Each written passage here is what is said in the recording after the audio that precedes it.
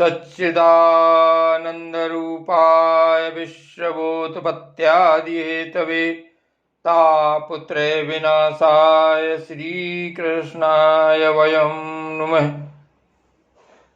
श्रीमद्भागवत महापुराण दशम स्कंध पूर्वार्ध अध्याय 14।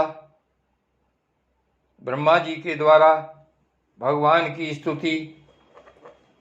श्री ब्रह्मा जी ने स्तुति की, प्रभु एकमात्र आप ही स्तुति करने योग्य हैं। मैं आपके चरणों में नमस्कार करता हूँ। आपका यह शरीर वर्षाकालीन मेघ के समान श्यामल है। इस पर स्थिर बिजली के समान झिलमिल झिलमिल करता हुआ पीतांबर शोभा पाता है।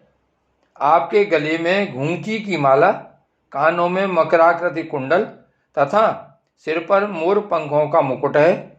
इन सब की कांति से आपके मुख पर अनोखी छटा छटक रही है।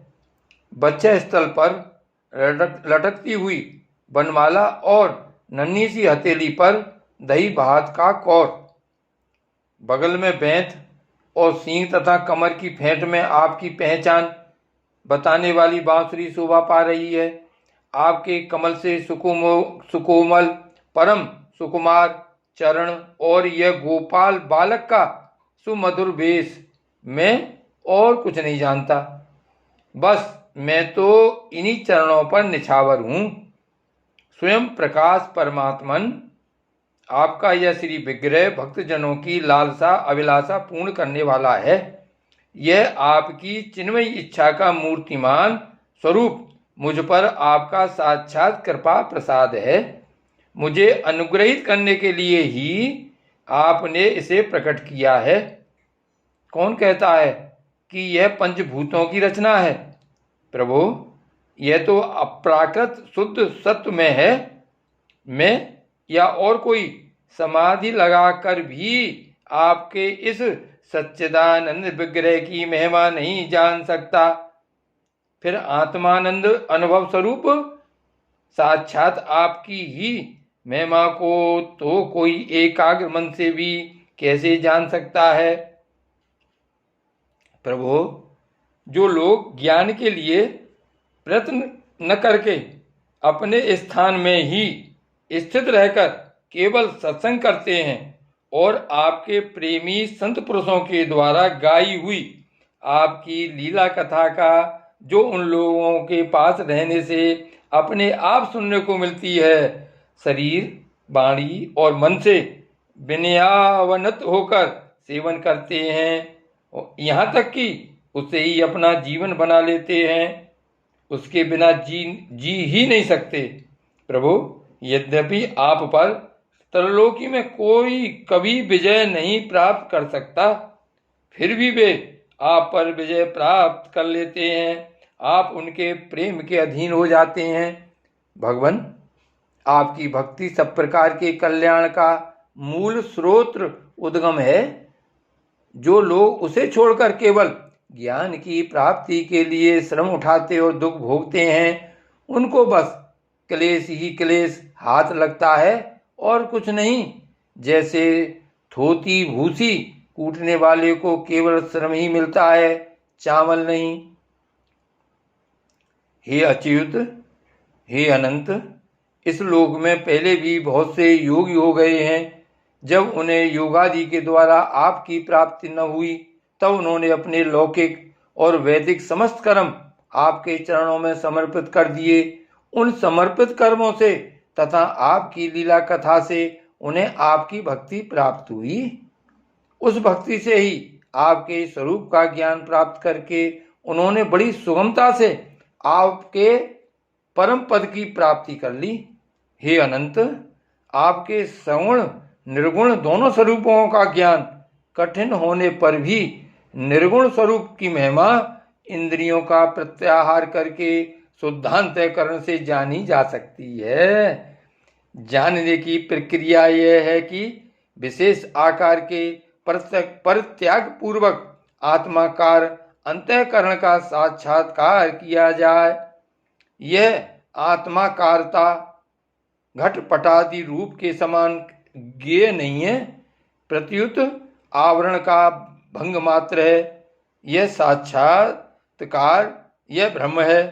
मैं ब्रह्म को जानता हूं, इस प्रकार नहीं, किंतु स्वयं प्रकाश रूप से ही होता है। परंतु भगवान, जिन समर्थ पुरुषों ने अनेक जन्मों तक परिश्रम करके पृथ्वी का एक एक परमाणु, आकाश के हिमकण, ओस की बूंदें तथा उसमें चमकने वाले नक्षत्र एवं तारों तक को गिन डाला है, उनमें भी भला ऐसा कौन हो सकता है जो आपके सगुण स्वरूप के अनंत गुणों को गिन सके। प्रभु, आप केवल संसार के कल्याण के लिए ही अवतीर्ण हुए हैं। सो भगवान, आपकी महिमा का ज्ञान तो बड़ा ही कठिन है। इसलिए जो पुरुष क्षण क्षण पर बड़ी उत्सुकता से आपकी कृपा का ही भली भांति अनुभव करता रहता है और प्रारब्ध के अनुसार जो कुछ सुख या दुख प्राप्त होता है उसे निर्विकार मन से भोग लेता है, एवं जो प्रेम पूर्ण हृदय, गदगद वाणी और पुलकित शरीर से अपने को आपके चरणों में समर्पित करता रहता है, इस प्रकार जीवन व्यतीत करने वाला पुरुष ठीक वैसे ही आपके परम पद का अधिकारी हो जाता है, जैसे अपने पिता की संपत्ति का पुत्र। प्रभु, मेरी कुटिलता तो देखिए। आप अनंत आदि पुरुष परमात्मा हैं और मेरे जैसे बड़े बड़े मायावी भी आपकी माया के चक्कर में हैं। फिर भी मैंने आप पर अपनी माया फैलाकर अपना ऐश्वर्य देखना चाहा। प्रभु, मैं आपके सामने हूं ही क्या आग के सामने चिंगारी की भी कुछ गिनती है। भगवान, मैं रजोगुण से उत्पन्न हुआ हूं, आपके स्वरूप को मैं ठीक ठीक नहीं जानता, इसी से अपने को आपसे अलग संसार का स्वामी माने बैठा था। मैं अजन्मा जगत करता हूं, इस मायाकृत मोह के घने अंधकार से मैं अंधा हो रहा था। इसलिए आप यह समझकर कि यह मेरे ही अधीन है, मेरा भृत्य है, इस पर कृपा करनी चाहिए, मेरा अपराध क्षमा कीजिए। मेरे स्वामी, प्रकृति में तत्व, अहंकार, आकाश, वायु, अग्नि, जल और पृथ्वी रूप आवरणों से घिरा हुआ यह ब्रह्मांड ही मेरा शरीर है और आपके एक रोम के छिद्र में ऐसे ऐसे अगणित ब्रह्मांड उसी प्रकार उड़ते पड़ते रहते हैं जैसे झरोखे की जाली में से आने वाली सूर्य की किरणों में रज के छोटे छोटे परमाणु उड़ते हुए दिखाई पड़ते हैं। कहाँ अपने परिणाम से 3.5 हाथ के शरीर वाला अत्यंत क्षुद्र में, और कहाँ आपकी अनंत महिमा, वृत्तियों की पकड़ में न आने वाले परमात्मन। जब बच्चा माता के पेट में रहता है तब अज्ञान बस अपने हाथ पैर पीटता है, परंतु क्या माता उसे अपराध समझती है या उसके लिए वह कोई अपराध होता है और नहीं है। इन शब्दों से कही जाने वाली कोई भी वस्तु ऐसी है क्या जो आपकी कोख के भीतर न हो। श्रुतियां कहती हैं कि जिस समय तीनों लोग प्रलयकालीन जल में लीन थे, उस समय उस जल में स्थित श्री नारायण के नाभि कमल से ब्रह्मा का जन्म हुआ। उनका यह कहना किसी प्रकार असत्य नहीं हो सकता। तब आप ही बतलाइए प्रभु, क्या मैं आपका पुत्र नहीं हूं। प्रभु, आप समस्त जीवों के आत्मा हैं, इसलिए आप नारायण, नार, जीव और अयन आश्रय हैं। आप समस्त जगत के और जीवों के अधीश्वर हैं, इसलिए आप नारायण, नार, जीव और अयन प्रवर्तक हैं। आप समस्त लोगों के साक्षी हैं, इसलिए भी नारायण, नार, जीव और अयन जानने वाला हैं। नर से उत्पन्न होने वाले जल में निवास करने के कारण जिन्हें नारायण, नार, जल और अयन निवास स्थान कहा जाता है, वे भी आपके एक अंश ही हैं। वह अंश रूप से दिखना भी सत्य नहीं है, आपकी माया ही है। भगवान, यदि आपका वह विराट स्वरूप सचमुच उस समय जल में ही था तो मैंने उसी समय उसे क्यों नहीं देखा, जबकि मैं कमलनाल के गर्भ मार्ग से उसे 100 वर्ष तक जल में ढूंढता रहा। फिर मैंने जब तपस्या की तब उसी समय मेरे हृदय में उसका दर्शन कैसे हो गया, और फिर कुछ ही क्षणों में वह पुनः क्यों नहीं दिखा। अंतर्ध्यान हो गया। माया का नाश करने वाले प्रभु, दूर की बात कौन करे, अभी इसी अवतार में आपने इस बाहर दिखने वाले जगत को अपने पेट में ही दिखला दिया, जिसे देखकर माता यशोदा चकित हो गई थी। इससे यही तो सिद्ध होता है कि यह संपूर्ण विश्व केवल आपकी माया ही माया है। जब आपके सहित यह संपूर्ण विश्व जैसा बाहर दिखता है वैसा ही आपके उदर में भी दिखा, तब क्या यह सब आपकी माया के बिना ही आप में प्रतीत हुआ? अवश्य ही आपकी लीला है। उस दिन की बात जाने दीजिए, आज की लीजिए। क्या आज आपने मेरे सामने अपने अतिरिक्त संपूर्ण विश्व को अपनी माया का खेल नहीं दिखलाया है? पहले आप अकेले थे, फिर संपूर्ण ग्वालवाल, बछड़े और छड़ी छींके भी आप ही हो गए। उसके बाद मैंने देखा कि आपके वे सब रूप चतुर्भुज हैं और मेरे सहित सबके सब तत्व उनकी सेवा कर रहे हैं। आपने अलग अलग उतने ही ब्रह्मांडों का रूप भी धारण कर लिया था, परंतु अब आप केवल अपरिमित अद्वितीय ब्रह्म रूप से ही शेष रह गए हैं। जो लोग अज्ञानवश आपके स्वरूप को नहीं जानते, उन्हीं को आप प्रकृति में स्थित जीव के रूप से प्रतीत होते हैं और उन पर अपनी माया का पर्दा डालकर सृष्टि के समय मेरे यानी ब्रह्मा रूप से, पालन के समय अपने विष्णु रूप से और संहार के समय रुद्र के रूप में प्रतीत होते हैं। प्रभु, आप सारे जगत के स्वामी और विधाता हैं। अजन्मा होने पर भी आप देवता, ऋषि, मनुष्य, पशु पक्षी और जलचर आदि योनियों में अवतार ग्रहण करते हैं, इसलिए कि इन रूपों के द्वारा दुष्ट पुरुषों का घमंड तोड़ दें और सत्पुरुषों पर अनुग्रह करें। भगवान, आप अनंत परमात्मा और योगेश्वर हैं। जिस समय आप अपनी योग माया का विस्तार करके लीला करने लगते हैं, उस समय त्रिलोकी में ऐसा कौन है जो यह जान सके कि आपकी लीला कहाँ, किस लिए, कब और कितनी होती है। इसलिए यह संपूर्ण जगत स्वप्न के समान असत्य, अज्ञान रूप और दुख पर दुख देने वाला है। आप परमानंद, परम ज्ञान स्वरूप एवं अनंत हैं। यह माया से उत्पन्न एवं विलीन होने पर भी आप में आपकी सत्ता से सत्य के समान प्रतीत होता है। प्रभु, आप ही एकमात्र सत्य हैं, क्योंकि आप सबके आत्मा जो हैं। आप पुराण पुरुष होने के कारण समस्त जन्मादि विकारों से रहित हैं। आप स्वयं प्रकाश हैं, इसलिए देश, काल और वस्तु जो पर प्रकाश हैं किसी प्रकार आपको सीमित नहीं कर सकते।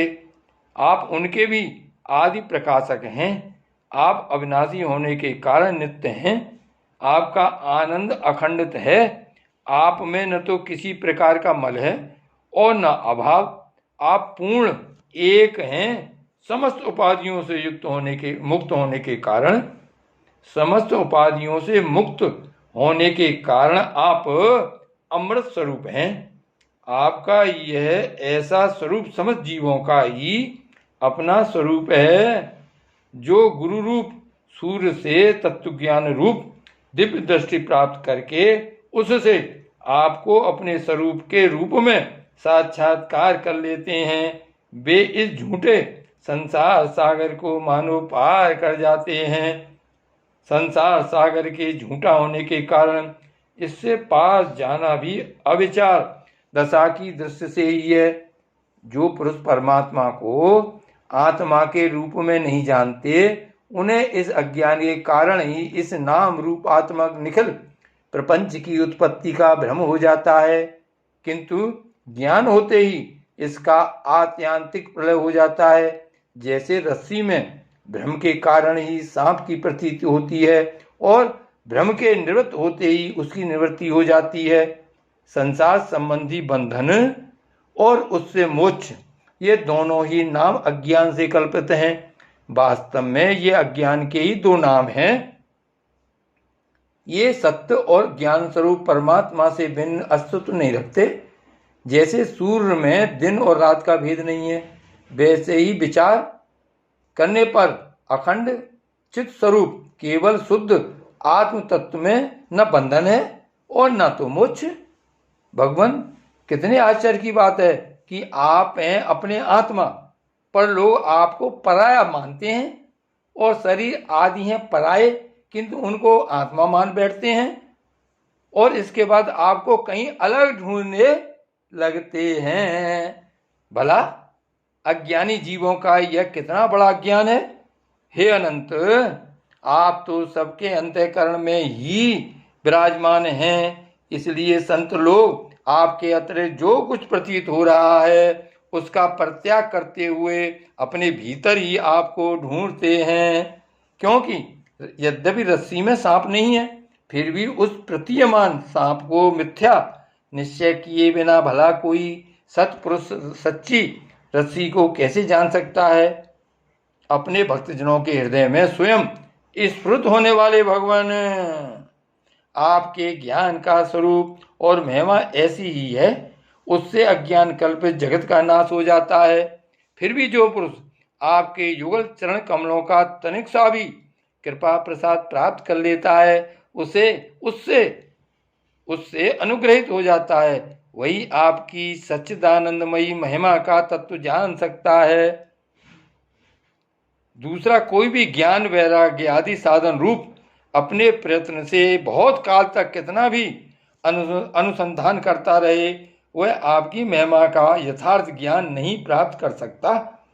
इसलिए भगवान, मुझे इस जन्म में, दूसरे जन्म में अथवा किसी पशु पक्षी आदि के जन्म में भी ऐसा सौभाग्य प्राप्त हो कि मैं आपके दासों में से कोई एक दास हो जाऊं और फिर आपके चरण कमलों की सेवा करूं। मेरे स्वामी, जगत के बड़े बड़े यज्ञ सृष्टि के प्रारंभ से लेकर अब तक आपको पूर्णतः तृप्त न कर सके, परंतु आपने ब्रज की गायों और ग्वालों के बछड़े एवं बालक बनकर उनके स्तनों का अमृत सा दूध बड़े उमंग से पिया है। वास्तव में उन्हीं का जीवन सफल है, वे ही अत्यंत धन्य हैं। अहो, नंद आदि ब्रजवासी गोपों के धन्य भाग्य हैं। वास्तव में उनका अहोभाग्य है, क्योंकि परमानंद स्वरूप सनातन परिपूर्ण ब्रह्म आप उनके अपने सगे संबंधी और सुहृदय हैं। हे अच्युत, इन ब्रजवासियों के सौभाग्य की महिमा तो अलग रही।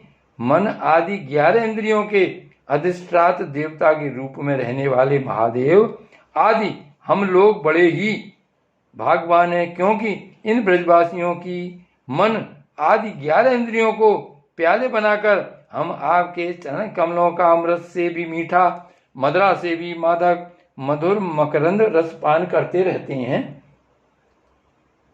आपका रस पान करते रहते हैं। जब उसका एक एक इंद्रिय से पान करके हम धन्य धन्य हो रहे हैं, तब समस्त इंद्रियों से उसका सेवन करने वाले ब्रजवासियों की तो बात ही क्या है। प्रभु, इस ब्रजभूमि के किसी वन में और विशेष करके गोकुल में किसी भी योनि में जन्म हो जाए, यही हमारे लिए बड़े सौभाग्य की बात होगी, क्योंकि यहाँ जन्म हो जाने पर आपके किसी न किसी प्रेमी के चरणों की धूली अपने ऊपर पड़ ही जाएगी। प्रभु, आपके प्रेमी ब्रजवासियों का संपूर्ण जीवन आपका ही जीवन है। आप ही उनके जीवन के एकमात्र सर्वस्व हैं। इसलिए उनके चरणों की धूली मिलना आपके ही चरणों की धूली मिलना है, और आपके चरणों की धूली को तो स्तुतियां भी अनादिकाल से अब तक ढूंढ ही रही हैं। देवताओं के भी आराध्य देव प्रभु, इन ब्रजवासियों को इनकी सेवा के बदले में आप क्या फल देंगे। संपूर्ण फलों के फल स्वरूप आपसे बढ़कर और कोई फल तो है ही नहीं। यह सोचकर मेरा चित्त मोहित हो रहा है। आप उन्हें अपना स्वरूप भी देकर पूर्ण नहीं हो सकते, क्योंकि आपके स्वरूप को तो उस पूतना ने भी अपने संबंधियों अघासुर बकासुर आदि के साथ प्राप्त कर लिया, जिसका केवल वेश ही साध्वी स्त्री का था, पर जो हृदय से महान क्रूर थी। फिर जिन्होंने अपने घर, धन, स्वजन, प्रिय, शरीर, पुत्र, प्राण और मन सब कुछ आपके चरणों में समर्पित कर दिया है, जिनका सब कुछ आपके ही लिए है, उन ब्रजवासियों को भी वही फल देकर आप कैसे ऋण हो सकते हैं? सच्चिदानंद स्वरूप श्याम सुंदर तभी तक राग द्वेष आदि दोष चोरों के समान सर्वस्व अपहरण करते रहते हैं, तभी तक घर और उसके संबंधी कैद की तरह संबंध के बंधनों में वे बांध सकते हैं, संबंध के बंधनों में बांध रखते हैं, और तभी तक मोह पैर की बेड़ियों की तरह जकड़े रखता है, जब तक जीव आपका नहीं हो जाता। प्रभु, आप विश्व के बखेड़े से सर्वथा रहित हैं, फिर भी अपने शरणागत भक्तजनों को अनंत आनंद वितरण करने के लिए पृथ्वी में अवतार लेकर विश्व के समान ही लीला विलास का विस्तार करते हैं। मेरे स्वामी, बहुत कहने की आवश्यकता नहीं है। जो लोग आपकी महिमा जानते हैं वे जानते रहें। मेरे मन, वाणी और शरीर तो आपकी महिमा जानने में सर्वथा असमर्थ हैं। सच्चिदानंद स्वरूप श्री कृष्ण आप सबके साक्षी हैं, इसलिए आप सब कुछ जानते हैं। आप समस्त जगत के स्वामी हैं। यह संपूर्ण प्रपंच आप में ही स्थित है। आपसे मैं और क्या कहूँ? अब आप मुझे स्वीकार कीजिए, मुझे अपने लोक में जाने की आज्ञा दीजिए। सबके मन प्राण को अपनी रूप माधुरी से आकर्षित करने वाले श्याम सुंदर, आप यदुवंश रूपी कमल को विकसित करने वाले सूर्य हैं। प्रभु, पृथ्वी, देवता, ब्राह्मण और पशुरूप समुद्र की अभिवृद्धि करने वाले चंद्रमा भी आप ही हैं। आप पाखंडियों के धर्म रूप रात्रि का घोर अंधकार नष्ट करने के लिए सूर्य और चंद्रमा दोनों के ही समान है। पृथ्वी पर रहने वाले राक्षसों के नष्ट करने वाले आप चंद्रमा, सूर्य आदि समस्त देवताओं के भी परम पूजनीय हैं। भगवान, मैं आप अपने जीवन भर महाकल्प पर्यंत आपको नमस्कार ही करता रहूं। श्री सुखदेव जी कहते हैं, परीक्षित, संसार के रचयिता ब्रह्मा जी ने इस प्रकार भगवान श्री कृष्ण की स्तुति की। इसके बाद उन्होंने 3 बार परिक्रमा करके उनके चरणों में प्रणाम किया और फिर अपने गंतव्य स्थान सत्यलोक में चले गए। ब्रह्मा जी ने बछड़ों और ग्वाल वालों को पहले ही यथास्थान पहुंचा दिया था। भगवान श्री कृष्ण ने ब्रह्मा जी को विदा कर दिया और बछड़ों को लेकर यमुना जी के पुलन पर आए, जहाँ वे अपने सखा ग्वाल वालों को पहले छोड़ गए थे। परीक्षित, अपने जीवन सर्वस्व प्राण वल्लभ श्री कृष्ण के वियोग में यद्यपि 1 वर्ष बीत गया था, तथापि उन ग्वाल वालों को वह समय आधे क्षण के समान जान पड़ा। क्यों न हो, वे भगवान की विश्व विमोहिनी योग माया से मोहित जो हो गए थे। जगत के सभी जीव उसी माया से मोहित होकर शास्त्र और आचरणों के बार बार समझाने पर भी अपने आत्मा को निरंतर भूले हुए हैं। वास्तव में उस माया की ऐसी ही शक्ति है। भला उससे मोहित होकर जीव यहाँ क्या क्या नहीं भूल जाते हैं। परीक्षित, भगवान श्री कृष्ण को देखते ही ग्वाल बालों ने बड़ी उतावली से कहा, भाई तुम भले आए, स्वागत है, स्वागत। अभी तो हमने तुम्हारे बिना एक कौर भी नहीं खाया है। आओ, इधर आओ, आनंद से भोजन करो। तब हंसते हुए भगवान ने ग्वाल बालों के साथ भोजन किया और उन्हें अगासुर के शरीर का ढांचा दिखाते हुए वन से ब्रज में लौट आए। श्री कृष्ण के सिर पर मोर पंख का मनोहर मुकुट और घुंघराले बालों में सुंदर सुंदर महकते हुए पुष्प गूंथ रहे थे। नई नई रंगीन धातुओं से श्याम शरीर पर चित्रकारी की हुई थी। वे चलते समय रास्ते में उच्च स्वर से कभी बांसुरी, कभी पत्ते और कभी सींग बजाकर वादोत्सव में मग्न हो रहे हैं। पीछे पीछे ग्वालबाल उनकी लोक पावन कीर्ति का गान करते जा रहे हैं। कभी वे नाम लेकर अपने बछड़ों को पुकारते, तो कभी उनके साथ लाड़ लड़ाते लगते। मार्ग के दोनों ओर गोपियां खड़ी हैं। जब वे कभी तिरछे नेत्रों से उनकी नज़र में नज़र मिला देते हैं तब गोपियां आनंद मुग्ध हो जाती हैं। इस प्रकार भगवान श्री कृष्ण ने गोष्ठ में प्रवेश किया। परीक्षित, उसी दिन बालकों ने ब्रज में जाकर कहा कि आज यशोदा मैया के लाडले नंदनंदन ने वन में एक बड़ा भारी अजगर मार डाला है और उससे हम लोगों की रक्षा की है। राजा परीक्षित ने कहा, ब्राह्मण, ब्रजवासियों के लिए श्री कृष्ण अपने पुत्र नहीं थे, दूसरे के पुत्र थे, फिर उनका श्री कृष्ण के प्रति इतना प्रेम कैसे हुआ? ऐसा प्रेम तो उनका अपने बालकों पर भी पहले कभी नहीं हुआ था। आप कृपा करके बतलाइए, इसका क्या कारण है? श्री सुखदेव जी कहते हैं, राजन, संसार के सभी प्राणी अपने आत्मा से ही सबसे बढ़कर प्रेम करते हैं। पुत्र से, धन से या किसी से जो प्रेम होता है वह तो इसलिए कि वे वस्तुएं अपने आत्मा को प्रिय लगती हैं। राजेंद्र, यही कारण है कि सभी प्राणियों का अपने आत्मा के प्रति जैसा प्रेम होता है वैसा अपने कहलाने वाले पुत्र, धन और ग्रह आदि में नहीं होता। नरपर श्रेष्ठ, जो लोग देह को ही आत्मा मानते हैं वे भी अपने शरीर से जितना प्रेम करते हैं उतना प्रेम शरीर के संबंधी पुत्र, मित्र आदि से नहीं करते। जब विचार के द्वारा यह मालूम हो जाता है कि यह शरीर मैं नहीं हूँ, यह शरीर मेरा है, तब इस शरीर से भी आत्मा के समान प्रेम नहीं रहता। यही कारण है कि इस देह के जीर्ण शीर्ण हो जाने पर भी जीने की आशा प्रबल रूप से बनी रहती है। इससे यह बात सिद्ध होती है कि सभी प्राणी अपने आत्मा से ही सबसे बढ़कर प्रेम करते हैं और उसी के लिए सारे चराचर जगत से भी प्रेम करते हैं। इन श्री कृष्ण को ही तुम सब आत्माओं का आत्मा समझो। संसार के कल्याण के लिए ही योग माया का आश्रय लेकर ये यहाँ देहधारी के समान जान पड़ते हैं। जो लोग भगवान श्री कृष्ण के वास्तविक स्वरूप को जानते हैं उनके लिए तो इस जगत में जो कुछ भी चराचर पदार्थ हैं अथवा इससे परे परमात्मा, ब्रह्म, नारायण आदि जो भगवत स्वरूप हैं सभी श्री कृष्ण स्वरूप ही हैं।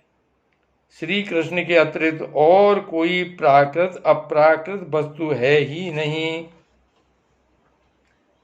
सभी वस्तुओं का अंतिम रूप अपने कारण में ही स्थित होता है।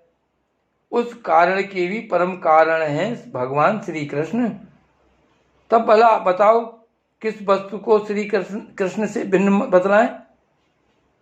तब भला बताओ किस वस्तु को श्री कृष्ण से भिन्न बतलाएं? जिन्होंने पूर्ण कीर्ति मुकुंद मुरारी के पद पल्लव की नौका का आश्रय लिया है, जो कि सत्पुरुषों का सर्वस्व है, उनके लिए ये भवसागर बछड़े के खुर के गड्ढे के समान है। उन्हें परम पद की प्राप्ति हो जाती है और उनके लिए विपत्तियों का निवास स्थान यह संसार नहीं रहता। परीक्षित, तुमने मुझसे पूछा था कि भगवान के 5वें वर्ष की लीला ग्वाल बालों ने 6ठे वर्ष में कैसे कही। उसका सारा रहस्य मैंने तुम्हें बतला दिया। भगवान श्री कृष्ण की ग्वाल बालों के साथ बनकीड़ा, अगासुर को मारना, हरी हरी घास से युक्त भूमि पर बैठकर भोजन करना, अप्राकृत रूपधारी बछड़ों और ग्वाल बालों का प्रकट होना और ब्रह्मा जी के द्वारा की हुई इस महान स्तुति को जो मनुष्य सुनता और कहता है उसको धर्म, अर्थ, काम और मोक्ष की प्राप्ति हो जाती है। परीक्षित, इस प्रकार श्री कृष्ण और बलराम ने कुमार अवस्था के अनुरूप आंख में चौनी, सेतु बंधन, बंदरों की भांति उछलना कूदना आदि अनेकों लीलाएं करके अपनी कुमार अवस्था ब्रज में ही लगा दी। जय श्री कृष्ण।